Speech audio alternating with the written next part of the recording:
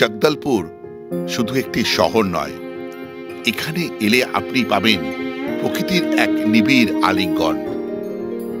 এখানে এলে আপনি দেখতে পাবেন এশিয়ার অন্যতম প্রশস্ত জলপ্রপাত চিত্রকূট, যা ভারতের নায়াগ্রা নামে পরিচিত। তিরাৎকার জলপ্রপাত, যা সিঁড়ির মতন ধাপ বেয়ে বেয়ে নেমে গেছে, যার জলের শব্দ আপনাকে মুগ্ধ করবে। এছাড়াও এলে আপনি এখানে পাবেন আরো বেশ কিছু জলপ্রপাত, লেক, মন্দির, অনেক কিছু। আগের পর্বে আপনারা দেখেছিলেন অনেক কষ্ট করে, অনেক ভোগান্তি সহ্য করে অবশেষে আমরা জগদলপুর পৌঁছেছিলাম। এই পর্বে আমি তুলে ধরব আমাদের জগদলপুর ভ্রমণের গল্প, এবং অবশ্যই আপনাদের তুলে ধরব আমরা কোন হোটেলে ছিলাম এবং যে গাড়িতে করে আমরা ঘুরে বেরিয়েছিলাম তার সম্পূর্ণ ইনফরমেশন। চলুন তাহলে আজকের গল্প শুরু করা যাক। Good morning from Jagdalpur. আজকে হচ্ছে আগস্ট মাসের 5 তারিখ 2025। ট্রেন্ডি ট্রাভেলার ইউটিউব চ্যানেলের আরেকটা নতুন এপিসোডে আপনাদের সবাইকে স্বাগত। আগের এপিসোডে আপনারা দেখেছিলেন আমরা বেশ অনেক রাত্রিবেলা এই জগদলপুর পৌঁছেছিলাম। সেই ট্রেন জার্নি কেমন লেগেছিল অবশ্যই বলবেন। আজকে আমরা জগদলপুরে আশেপাশ ঘুরে দেখবো, বিভিন্ন ওয়াটারফলস কভার করব। জানি না কতটা সময়ের মধ্যে করতে পারবো, এটা আমি সন্দিহান, কারণ এখন 9:15 বাজে, একটু দেরি হয়ে গেল বেরোতে। প্রথমে করতে হবে আমাদের ব্রেকফাস্ট। আর দেরি হওয়ার অন্যতম কারণ হচ্ছে আগের রাত্রে 2:30টার সময় আমরা হোটেলে চেক ইন করেছিলাম। হোটেলটার সম্বন্ধে যদি বলতে হয়, অতিথি হোটেল ভালো, রিজনেবল হোটেল। 1500 টাকা এসি রুমটা বড় ছিল। ওনাদের 30টা রুম আছে, ওনাদের রেস্টুরেন্টও আছে। সকালবেলা আমি একটু ব্রেড টোস্ট খেয়েছি, আমি বুমবুম আর শিখিয়ে দিই, সে বুমবুম যদিও খুব একটা খাইনি। যাই হোক, আমি এনাদের নাম্বার দিয়ে দেবো, আপনারা চাইলে যোগাযোগ করতে পারেন। অতিথি হোটেল বুক করার অন্যতম কারণ একটাই, সেটা হচ্ছে এটা রেলওয়ে স্টেশনের একদম কাছে, মানে 500 থেকে 700 মিটারের মধ্যেই হবে এই হোটেলটা। আর রাত্রিবেলা আসলে আপনি অটোও পেয়ে যাবেন, আর যদি অটো ভাইয়ের নাম্বার চান তাহলে সেই নাম্বারও আপনাদের সঙ্গে আমি শেয়ার করবো ডিসক্রিপশানে, সেই নাম্বার আমার কাছে আছে। আর আজকে ঘোরার জন্য আমরা মূলত একটা ডিজায়ার গাড়ি ভাড়া করেছি। আর দান্তেওয়ালা যে সতীপীঠ আছে সেটা হয়তো আমাদের পক্ষে কভার করা সম্ভব না। সেটা যদি কভার করতাম সেক্ষেত্রে আমাদের ভাড়া পড়তো 5 থেকে 5,500 টাকা মতন। আর সেটা যখন ছেড়ে দিয়েছি তাহলে আমাদের ভাড়া পড়বে ওই 3,500 টাকা মতন। যা যা এই এপিসোডে তুলে ধরবো সবটাই এই ভাড়ার মধ্যে ইনক্লুড আছে। যদি 2-1টা জিনিস আমাদের দ্বারা মিস হয়ে যায় সময়ের অভাবে, সেক্ষেত্রে আর কিছু করার নেই। আর যাদের থেকে আমি গাড়ি ভাড়া করেছি তার নাম্বারও আমি দিয়ে দেবো, এবং এই নাম্বার আমি পেয়েছি আমার ছোট ভাই সুব্রত মানে এসআর লাইফ ট্যুর, যাদের আপনারা চেনেন, খুব ভালো ছেলে। এসআর আমাকে এই নাম্বারটা দিয়েছে, ও ওই দাদার সঙ্গে ঘুরেছে, হলো অভিজ্ঞতা ভালো। দেখুন বস্তার প্যালেসের যে মূল গেট, সেখান থেকে প্রবেশ করছি আমরা। একটা হনুমানজির বড় মূর্তি দেখতে পাচ্ছি, আর সামনে যেটা দেখতে পাচ্ছেন আপনারা সেটা হচ্ছে বস্তার প্যালেস। আজকের ভ্রমণ কাহিনী শুরু করার আগে প্রথমে একটু ব্রেকফাস্ট করব। আর ব্রেকফাস্টে আছে আমাদের আলু পরোটা, আর বুমবুমের জন্য হচ্ছে পনির পরোটা। বুমবুম দিয়েছে পনির পরোটা 90 টাকা, আমরা নিয়েছি হচ্ছে আলু পরোটা 60 টাকা। আমাদের মনে হচ্ছে পরোটাগুলো যা মোটা, আমাদের এই দুটো পরোটায় 3 জনের ইজিলি হয়ে যাবে। আর যেটা দিয়েছে পরোটার সঙ্গে আলু ছোলার একটা তরকারি দিয়েছে, আর ছাঁচ বললো, টক দই যেটা, আর একটা আচার দিয়েছে। অবশেষে ব্রেকফাস্ট মিটিয়ে আমরা বেরিয়ে চললাম আমাদের প্রথম গন্তব্যের উদ্দেশ্যে। আরেকটা জিনিস বলতে ভুলে গেছি, সেটা হচ্ছে আজকে জগদলপুরের টেম্পারেচার আছে 26 ডিগ্রি সেন্টিগ্রেড, কিন্তু আস্তে আস্তে বাড়বে। দেখুন আমি পরোটা খেতে খেতে লিটারালি ঘেমে গেছি। বুমবুম, পরোটা তুই তো পনির পরোটাই খেলি, কেমন লাগলো?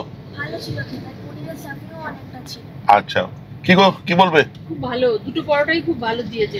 আমার তো সবচেয়ে বেশি ভালো লেগেছে ওই যে ঘোলের মতন ছিল না, ছাঁচ, ওটা দারুণ লেগেছে, খুব ভালো। আচ্ছা, একটা ব্যাপার হচ্ছে হোটেল রুম সম্বন্ধে একটু বলে দাও। আমার তো সব রুমই ভালো লাগে, তোমাদের হোটেল রুম ঠিকঠাক ছিল? আচ্ছা, ঠিক আছে। আমাদের প্রথম গন্তব্য হচ্ছে চিত্রকূট ওয়াটারফলস, যেটা এই জগদলপুরের মেন সিটি থেকে 37 কিলোমিটার দূর। গুগল দেখাচ্ছে সময় লাগবে ওই ঘন্টাখানেক।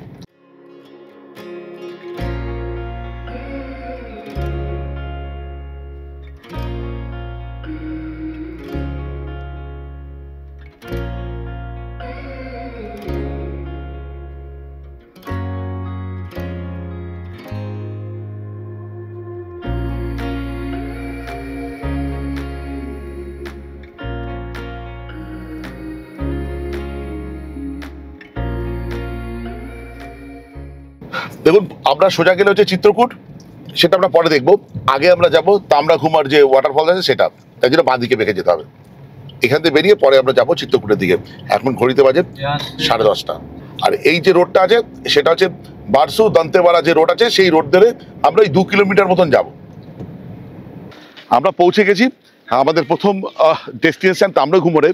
একটা ছোট ভুল ইনফরমেশন দিচ্ছি, সেটা হচ্ছে চিত্রকূটের যে মোড় থেকে আমরা বাঁদিকে বেঁকে গেলাম এই পর্যন্ত মোটামুটি 10 কিলোমিটার। আর আসার পথটা বেশ ভালো, কিছু জায়গায় অল্প বিস্তর খারাপ ছিল। আচ্ছা, যেটা বলার এখানে যেটা দেখলাম, এখানে 2 ফসলি জমি বেশিরভাগ জায়গায়, একটা ধান চাষ হয় আর একটা ভুট্টা চাষ হয়, তবে অবশ্যই যাদের কাছে জলের সংস্থান আছে। আরেকটা জায়গায় দেখলাম নীলিগিরি বলে একটা গাছ দেখতে পেলাম কিছু কিছু জায়গায়, বেশ ভালো লাগলো। হ্যাঁ, সেই গাছগুলো এই ভাইকে জিজ্ঞেস করলাম কী কাজে লাগে, বললো বাঁশের সাবস্টিটিউট। এখানে বাঁশ গাছ সেরকম পাওয়া যায় না, এখানে ওই নীলিগিরি লম্বা লম্বা হয়, সেটা ওই বাঁশ হিসেবে এখানে ব্যবহার করা হয়। আচ্ছা, তাম্রঘুমরে পৌঁছে গেছি। দেখুন এখানে জল নিচের দিকে পড়ছে, আর যাওয়ার রাস্তাটা কিছুটা এরকম, একটু সাবধানে নামবেন, এমন কিছুই ডিফিকাল্ট নয়। হ্যাঁ হ্যাঁ বুম্বু, হ্যাঁ হ্যাঁ আচ্ছা। আর যেটা গাড়ি পার্কিংয়ের জন্য 50 টাকা নেবে এখানে, এমনি মানুষজন আসার জন্য কোনো পয়সা নেই। খুব সুন্দর, চারদিকে একটা ক্যানিয়ন মতন তৈরি হয়েছে, আর ওপর থেকে জল নিচে পড়ছে, সেটাই এক ঝর্ণার রূপ নিয়েছে তাম্রঘুমরে। খুব সুন্দর জায়গা, একবার আপনাদের সঙ্গে সেটা শেয়ার করি, চলুন। ও হো, টপ ক্লাস, একদম টপ ক্লাস। দাঁড়ান, ওইদিকে গিয়ে দেখাচ্ছি আপনাদের। এই দেখুন ধোঁয়ার মতন উঠছে, খুব সুন্দর।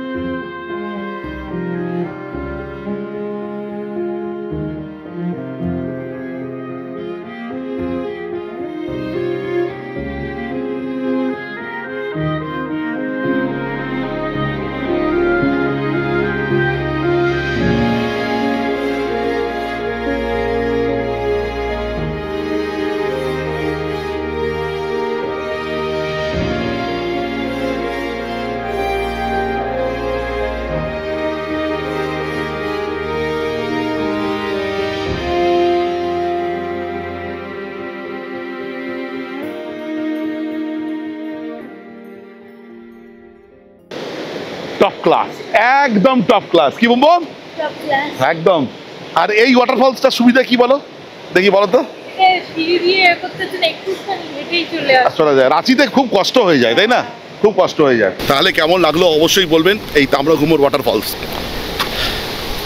চলুন আমরা যাই পরবর্তী গন্তব্যের দিকে। এখন ঘড়িতে বাজে হচ্ছে 11:15, দেখা যায়।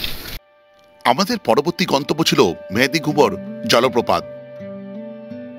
গন্তব্য থেকে পথ সবসময় অন্য মাত্রা বহন করে। একবার দেখুন ওই যে নীল আকাশ আর সবুজ গালিচার মতন মাঠ, আর তার মধ্যে এই লাল পাথুরে রাস্তা, যেন ক্যানভাসে আঁকা ছবির মতন লাগছে। এবারে আমাদের গন্তব্য হচ্ছে মেহেদিঘুমর ওয়াটারফলস, যেখানে তাম্রঘুমর থেকে মেহেদিঘুমর আসতে আমাদের 10টা মিনিট লাগলো, বেশি দূর নয়। আর চারদিকে ভূপ্রকৃতি কিছুটা এরকম, অন্য ধরনের একটু। এই হচ্ছে মেহেদিঘুমর ওয়াটারফলস। আমার তাম্রঘুমরটাই বেশি ভালো লাগলো। মেহেদিঘুমরটা ঠিকঠাক, এটা বেশ উঁচু থেকে জল পড়ছে, আর নিচে একটা পুল মতন তৈরি হয়েছে, কিন্তু সে পুলে যাওয়াটা বেশ দুষ্কর, কেননা চারদিকে পুরো জঙ্গল। আর এখানে দূর থেকে যে দেখা যাচ্ছে ওই চিত্রকূট ওয়াটারফলসের জল, মানে ইন্দ্রাবতী নদী, ওই দিকে। এখানে এসে যেটা আমার মনে হচ্ছে, এখানে না আসলেও চলে, এটাকে আপনারা স্কিপ করতে পারেন। মেহেন্দি ঘুমরেরটা স্কিপ করতে পারেন। চলো আমরা বেরিয়ে যাই, বেশি টাইম নষ্ট করবো না, চালিয়ে। এখানে টাইম নষ্ট করা যাবে না, টাইম কম আমাদের হাতে। এটা কেমন লাগলো? একদম ভালো না। এখানে পার্কিং এর জন্য 50 টাকা নিল, যেটা প্রচন্ড গায়ে লাগলো মন্দির কুমারে।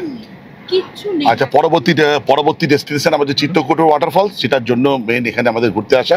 সেটা হচ্ছে এই মেহেন্দি কুমার থেকে ওই 7-8 কিলোমিটার।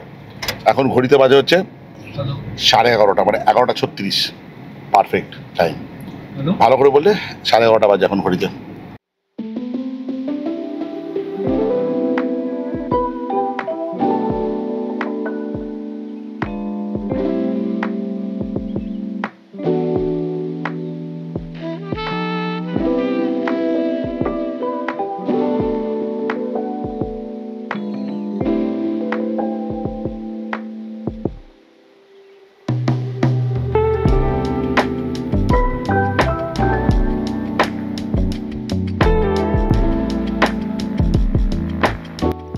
মেহেন্দি ঘুমর থেকে আমরা 15 মিনিটের মধ্যেই পৌঁছে যাই চিত্রকূট ওয়াটারফলসে, কিন্তু পার্কিং থেকে আপনাকে হাঁটা পথ নিতে হবে, আর এই হাঁটা পথের দূরত্ব প্রায় 100 মিটার।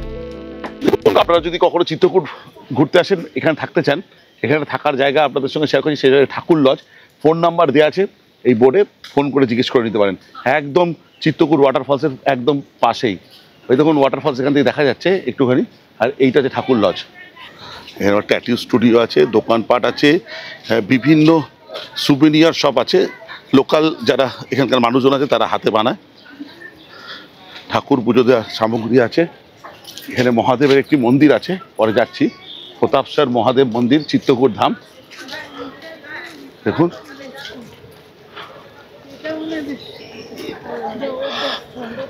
আর এটা হচ্ছে nature view resort and restaurant.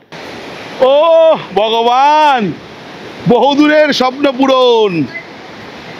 এই হচ্ছে আমাদের নায়াগ্রা, আমাদের গর্বের নায়াগ্রা, আমাদের গর্বের চিত্রকূট ওয়াটারফলস।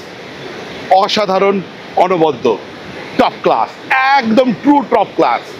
কি তার ব্যাপ্তি, কি তার প্রসার, এক অনবদ্য রূপ।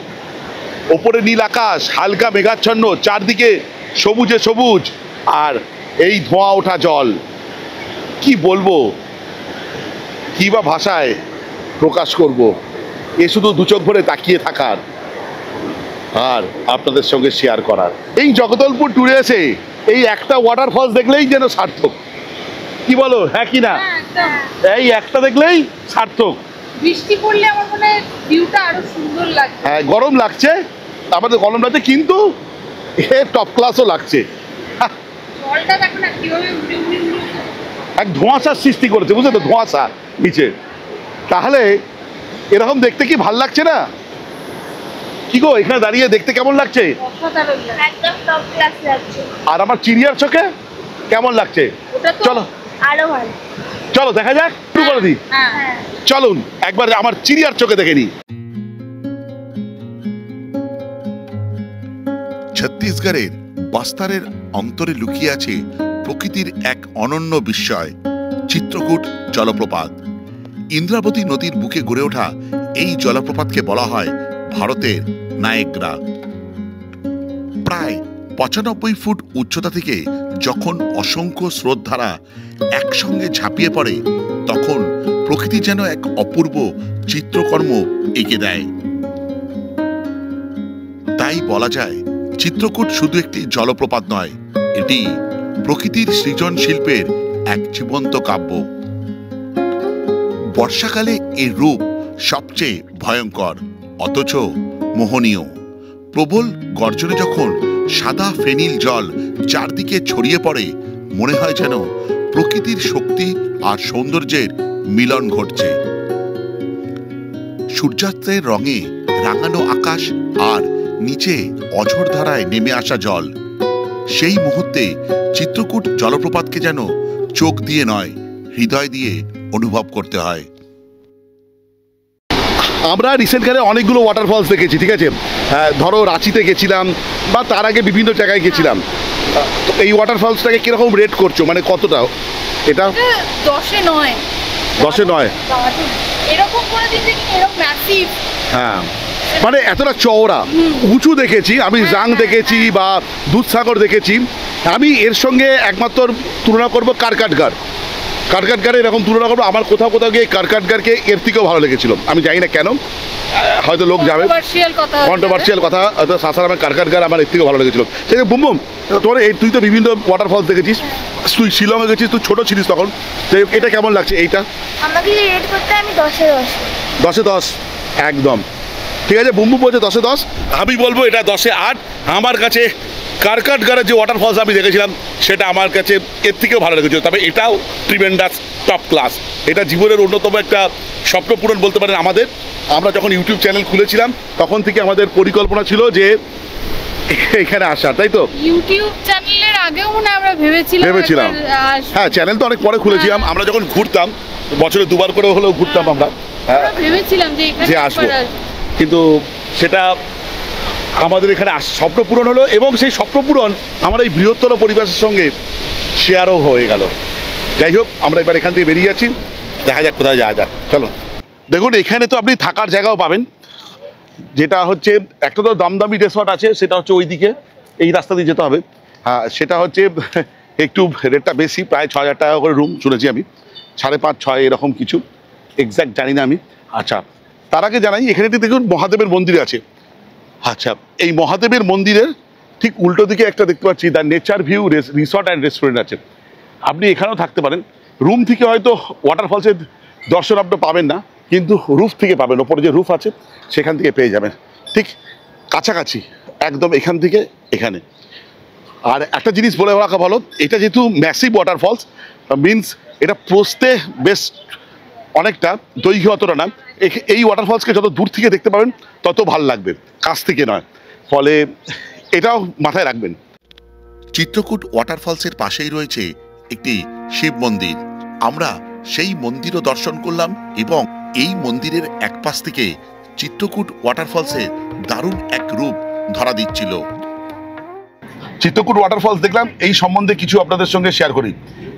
সেটা হচ্ছে এখানে গাড়ি রাখার পার্কিং কোনো চার্জেস নেই, কোনো টিকিটের ব্যবস্থাও নেই।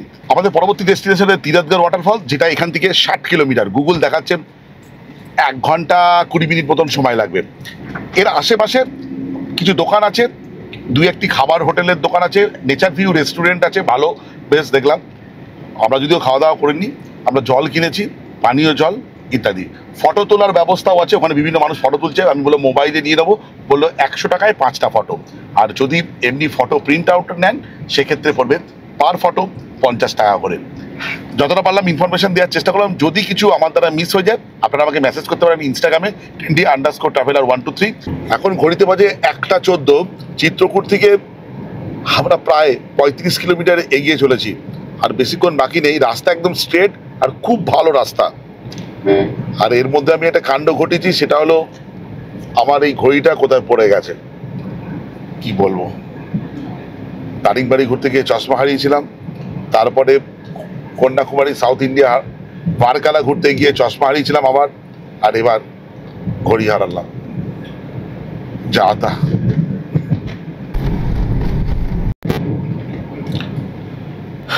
ঘড়িতে 1:44।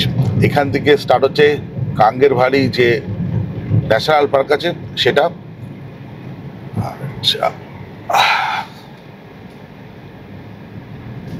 আর সোজা 79 কিলোমিটার গেলে এখান থেকে সুকমা। দেখুন দুদিকে হচ্ছে ঘন জঙ্গল, আর মধ্যিখান দিয়ে এক চিলতে পিচের রাস্তাটা চওড়াও পারেনি, আর সোজা আমাদের তিরাথগড় ওয়াটারফলস, ঘন জঙ্গল।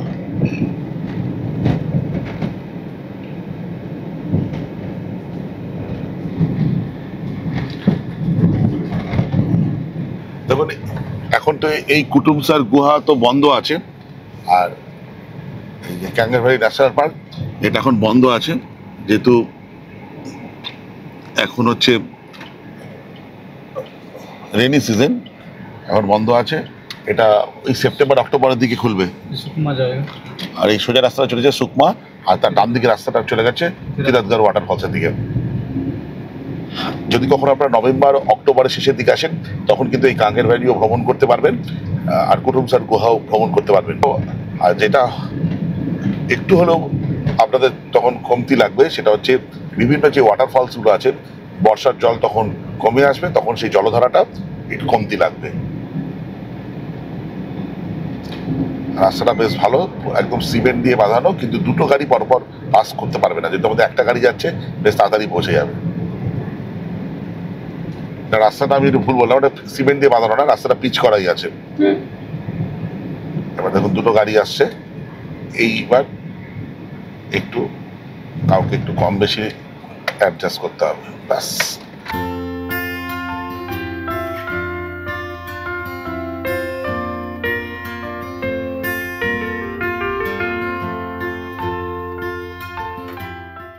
তিরথগড় ওয়াটারফলসে আমাদের পার্কিং চার্জ নিল 50 টাকা, আর এই ওয়াটারফলস খোলা থাকে সকাল 7টা থেকে বিকেল 5টা পর্যন্ত। চারদিকে বিভিন্ন দোকান আছে যা দেখতে পাচ্ছি, এইখানে হচ্ছে পার্কিং স্পট, আর এখান থেকে হেঁটে যেতে হবে। আমরা চাইছি আগে একটু লাঞ্চটা করে নিতে, আপনারা আসলে এখানে লাঞ্চ করতে পারেন, কারণ আমি অনেকের কাছে শুনেছি তিরথগড়ের লাঞ্চ বেশ ভালো, বিশেষ করে দেশি চিকেন। দেখা যাক, কথা বলে দেখা যাক কি চার্জেস আছে। বুমবুমার স্বীকৃতি একটা নিয়েছে, ওরা দুজন বলে আমরা আলাদা করে খেতে পারবো না, অনেকটা বেশি হয়ে যাবে। আমি নিচে একটা, এই যে ডাল নিয়েছি, বুমবুম তো ডাল খায় না। কেন খাস না ডাল? ভাল লাগে না। এই চিকেন আচ্ছা, এটা হচ্ছে ব্রয়লার চিকেন, চালটা জানি না কি কোয়ালিটির, আর ডালটা মোটামুটি, এটা হচ্ছে অরহর ডাল মোটামুটি। আচ্ছা, আরেকটা জিনিস দিয়েছে, এটা আলু ফুলকপি ডাঁটা দিয়ে তরকারি করেছে, ভালোই লাগছে এটা। আমি এটা মেখে ডাল দিয়ে মেখে খেয়ে নিচ্ছি। চিকেনটা কেমন করে যাও? ভালো করে যাও, ঠিক আছে। আমি এখনো খাইনি, এখানে খাওয়া দাওয়া করলাম, যেটা ঠিক লাগলো এটা হচ্ছে ফ্রেশ চিকেন টিকেন, কিন্তু প্রচণ্ড ঝাল। আপনারা যদি রান্না করিয়ে খেতে চান, এখানে দেশি মুরগি আছে, পরে রান্না করার আগে বলে দেবেন যে ঝাল কম দিতে, এনারা একটু ঝাল দেন ব্যাস, কিন্তু ফ্রেশ, এটা একটা ব্যাপার। ভালোই বেচাকেনা আছে, যদি ভিড় কম এখানে গেস্টের, কিন্তু এখানে বেচাকেনা কিন্তু ভালোই আছে। চলো যাওয়া যাক। যেখান থেকে টিকিট কাটলাম সেখান থেকে 100 মিটার, কিন্তু যেটা বলার সেটা হচ্ছে এই ওয়াটারফলস দেখতে প্রতিজনের 50 টাকা করে লাগে, 3 জনের 150 টাকা, গাড়ি পার্কিংয়ের 50 টাকা, মানে টোটাল হচ্ছে 200 টাকা। বেশি লাগলো না 50 টাকা? 50 টাকা করে কি আছে এমন ওয়াটারফলস দেখার জন্য। হ্যাঁ, আর যেখানে আমরা চিত্রকূট ওয়াটারফলস দেখলাম সেখানে কোনো পয়সাই লাগলো না, না পার্কিংয়ের না টিকিটের। ভগবান। আচ্ছা, এখানে যে সিঁড়ি শুরু হলো তিরথগড় ওয়াটারফলসে যাওয়ার জন্য, এক্স্যাক্ট হচ্ছে 218টা। আচ্ছা, এখানে ব্যাগ ট্যাগ ছাতা সব সাবধানে, ক্যামেরা সাবধানে, বাঁদরের উৎপাত খুব। হ্যাঁ চলো, এই দেখুন বাঁদর। আমরা জাস্ট 5-6টা স্টেপ নেমেছি, বাঁদিকে এই দৃশ্য দেখতে পাচ্ছি, ট্রিমেন্ডাস। চলুন একদম নিচে যাওয়া যাক। আর এই যে বাঁদর আসছে, ক্যামেরাটা বন্ধ করি। ও দারুণ লাগছে গো। বস্তারের অরণ্যর বুক চিরে যখন কাঙ্গের নদী ধাপে ধাপে নেমে আসে, তখন তৈরি হয় তিরথগড় জলপ্রপাত, যা প্রকৃতির এক অনবদ্য সৃষ্টি। প্রায় 100 ফুট উচ্চতা থেকে সাদা দুধের মতন জল ধাপে ধাপে নেমে এসে যেন প্রস্তরখণ্ডের সিঁড়ি বেয়ে ঝরতে থাকে। এই ধারাসুর, জঙ্গলের সবুজে ঘেরা পরিবেশ আর শীতল বাতাস মিলেমিশে সৃষ্টি করে এক মায়াময় আবহ, যেখানে প্রকৃতিকে উপভোগ করা যায় নিস্তব্ধ সৌন্দর্যের আবেশে। বর্ষার এই রূপ সবচেয়ে ভয়ঙ্কর অথচ মোহনীয়। গর্জনরত জলের শব্দ যেন পাহাড় জঙ্গলের নিস্তব্ধতা ভেঙে দেয়, আর শীতে বা বসন্তে তিরথগড় হয়ে ওঠে শান্তির এক আশ্রয়।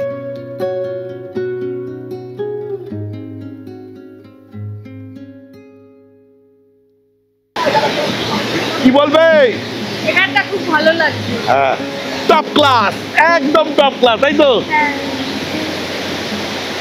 ও দারুণ লাগছে গো। ব্যাকগ্রাউন্ড অনবদ্য, আমাদের মুখগুলো হয়তো কালো কালো লাগতে পারে, কিন্তু ব্যাকগ্রাউন্ড অনবদ্য। তিরথগড় জলপ্রপাতের পাশেই রয়েছে একটি শিব মন্দির। বর্ষাকালে জলপ্রপাতের গর্জন আর মন্দিরের ঘণ্টার ধ্বনি মিলেমিশে এক রহস্যময় পরিবেশ তৈরি করে। তীরথগড় ওয়াটারফলস গেলে যদি প্লাস্টিকের বোতল নিয়ে যান, সেক্ষেত্রে ওনারা 50 টাকা জমা নেবেন, আর এই কাগজের উপরে লিখে দেবেন যে বোতলটা আপনি নিয়ে গেছেন, তার মধ্যে 50 টাকা ডিপোজিট আছে। দর্শন করে আসার পর বোতল দেখাবেন, 50 টাকা রিফান্ড পেয়ে যাবেন। যাই হোক, এটা ভালো উদ্যোগ। আমরা এখন চলে যাই আমাদের গাড়িতে, দেখি পরবর্তী দ্রষ্টব্য কোথায় আছে। আজকের এই সংক্ষিপ্ত সফরে আমাদের হয়তো 2-4টে জায়গা বাদ রয়ে গেল। সেগুলো কি কি একবার জাস্ট আপনাদের বলে দিই। আপনারা যখন সময় হাতে করে নিয়ে আসবেন, অবশ্যই এই জায়গাগুলো দর্শন করবেন। যেমন সবচেয়ে প্রথমেই হচ্ছে দন্তেশ্বরী টেম্পল, যেটা এখান থেকে জগদলপুর থেকে যেটা 83 কিলোমিটার দূরে, সেটা একদম মিস করবেন না, যেটা আমরা মিস করে গেছি। আর 2-1টা হলো চিত্রধারা ওয়াটারফলস, মানবা ওয়াটারফলস ইত্যাদি। আমরা জগদলপুরের কাছাকাছি যেগুলো, সেগুলো একটু দেখবো। এবার আমরা যাচ্ছি জগদলপুরের দিকে। সেটা হচ্ছে বাস্তার প্যালেস, দালপাত সাগর লেক আর বালাজি টেম্পল। দেখে এবারের মতন এই পর্ব শেষ করে দেবো। 1 রাত 1 দিনের একটা ট্যুর প্ল্যান আপনাদের সামনে এই ভ্রমণ কাহিনীতে তুলে ধরলাম। আপনারা চাইলে এটাকে 1 রাত 2 দিনও, 2 রাত 2 দিনও করতে পারেন। পরের পর্বে আমরা তুলে ধরবো কোরাপুট ভ্রমণের গল্প। আজকে রাত্রিবেলায় আমাদের ট্রেন আছে কোরাপুটের উদ্দেশ্যে, কোরাপুট জাংশন, এখান থেকে 100 কিলোমিটার দূরে। সেখানে আমরা নাইট স্টে করবো। কালকে সারাদিন ঘুরে সেখান থেকে ট্রেন ধরে আমরা বাড়ির দিকে রওনা দেবো। সেটা আগামী পর্বে থাকবে। আমাদের অন্তিম গন্তব্যগুলির মধ্যে অন্যতম ছিল বালাজি মন্দির, যা জগদলপুর শহরের প্রাণকেন্দ্রেই অবস্থিত। জগদলপুরে অবস্থিত মাউলি মাতা মন্দিরের পাশেই বালাজি মন্দির খুবই জনপ্রিয়। এই মন্দিরটি ভগবান ভেঙ্কটেশ্বরের উদ্দেশ্যে নির্মিত। স্থাপত্যে দক্ষিণ ভারতের মন্দির শৈলীর প্রভাব রয়েছে। গর্ভগৃহে স্থাপিত বালাজির কালো পাথরের মূর্তি ভক্তদের মনে গভীর ভক্তি জাগায়। প্রতিদিন শত শত ভক্ত এখানে পূজা দিতে আসেন, আর বিশেষ উৎসবে যেমন জন্মাষ্টমীর সময় মন্দির প্রাঙ্গণ ভরে ওঠে ভক্ত সমাগমে। আমাদের পরবর্তী গন্তব্য ছিল দালপাত সাগর লেক। প্রায় 400 বছর আগে বস্তারের রাজা দালপাত দেব এটি তৈরি করেছিলেন। এই লেকের মাঝখানে একটি ছোট্ট দ্বীপ রয়েছে, যেখানে এক মন্দির বর্তমান। আকাশ মেঘলা থাকায় আমরা এই লেকের ধারে সূর্যাস্ত মিস করে যাই। শেষ দুটি গন্তব্যের দিকে যখন আমরা রওনা দিই, তখন বাইরে মুষলধারে বৃষ্টি পড়ছে। অগত্যা আমাদের হাতে আর কিছু করার ছিল না। গাড়ির ভেতর থেকেই আমরা দর্শন করে নিই বস্তার প্যালেস, এবং এই প্যালেস সংলগ্ন যে দন্তেশ্বরী মন্দির আছে, সেই মন্দিরও আমরা বাইরে থেকে দর্শন করে নিই। তবে এই দন্তেশ্বরী মন্দির কিন্তু শক্তিপীঠ নয়। যাই হোক, ভিডিওটা এই পর্যন্ত। যদি ভালো লাগে লাইক, শেয়ার অ্যান্ড সাবস্ক্রাইব। আপনাদের একটা সাবস্ক্রিপশন আমার ইন্সপিরেশন। এই বলে ব্লগটা শেষ করলাম।